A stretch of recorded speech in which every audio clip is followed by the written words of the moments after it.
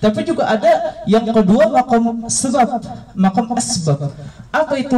Orang yang punya tuntutan, yang punya tanggung jawab atas dunia. Contohnya adalah seorang suami yang punya istri. Maka seorang suami yang punya istri, dia bukan hanya tuntutannya kepada agama, tapi juga kepada istrinya, harus menafkahi istrinya. Seorang anak yang mengurusi kedua orang tuanya, dia masuknya kepada makom asbab. Karena kenapa? Harus menanggung daripada orang tuanya tersebut. Ada lagi makomnya asbab.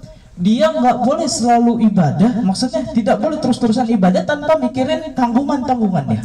Ketika ada orang yang dia itu selamanya pengen iktikaf aja di masjid, jadi kerjaannya ada suami, kerjaannya iktikaf aja, padahal dia punya istri di rumah, istrinya kagak dinafkahi sama dia. Dia fokus iktikaf ibadah sama Allah, kagak kerja, istrinya suruh kerja sendiri. Maka ini sudah bermaksiat kepada Allah Subhanahu wa ta'ala. Kelihatannya seperti ibadah. Ada orang yang mungkin dia khalwat, datang ke gunung, menyendiri, memikirkan Allah, bertafakur tentang makhluk-makhluk, tentang Allah Subhanahu wa ta'ala. Tapi bertafakurnya itu dia punya istri, dia punya tanggungannya istrinya itu dibiarin aja. Oh, terserah deh istrinya. Akhirnya apa? Akhirnya dia ibadahnya tersebut termasuk minasyahwatil khafiyah. Kelihatannya ibadah, seolah-olah ibadah, padahal adalah syahwat yang tersembunyi, sebuah kemaksiatan.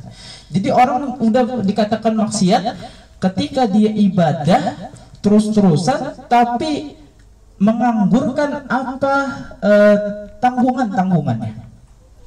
Atau mungkin contohnya ada seorang pemerintah, ada seorang pemimpin yang mana ada masyarakat bawahan yang perlu dipimpin, tapi enggak, dia terus-terusan enggak pernah mimpin, dia kerjaannya ibadah terus sama Allah.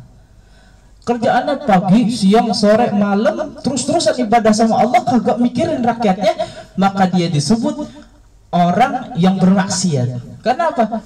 Emang dia ibadah terus, tapi dia memiliki tanggungan dunia.